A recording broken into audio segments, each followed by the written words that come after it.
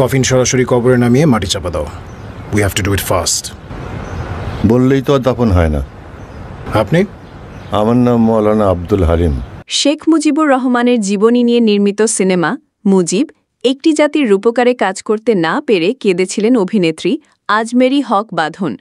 দুবার অডিশন দিলেও সে সিনেমায় ডাক পড়েননি তার। তখন বিষয়টি নিয়ে হাউমাউ করে কাঁদলেও এখন আর কষ্ট নেই বলে জানিয়েছেন তিনি।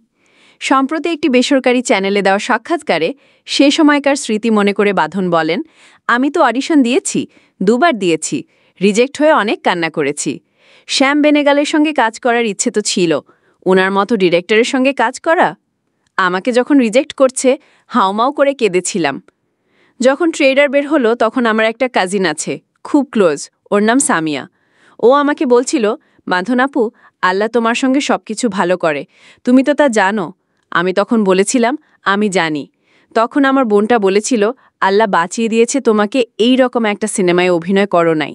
সেটা শুনে আমি এত কান্না করেছিলাম। যোগ করেন বাঁধন, রেহানা মরিয়ন নূর খ্যাত এই অভিনেত্রী দাবি করেন, কষ্টটা ছিল ওরা শুধু আমাকে রিজেক্টই করেনি, বাজেভাবে অপমানও করেছিল। পরে যখন ট্রেলার এলো, ছবি এলো, সবার কথা শুনে মনে হলো কাজটা না করে ভালো হয়েছে। খুশি হয়েছিলাম যে তারা আমাকে রিজেক্ট করেছিল।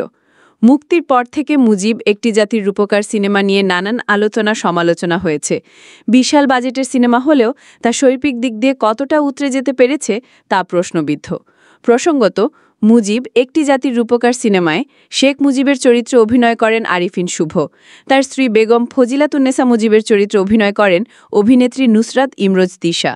সিনেমার অন্য চরিত্রে অভিনয় করেন নুসরাত ফারিয়া, রিয়াজ আহমেদ, দিলারা জামান, চঞ্চল চৌধুরী সহ আরও অনেকে। ASBD24 সত্য প্রকাশে অপসীম। চ্যানেলটি সাবস্ক্রাইব করুন।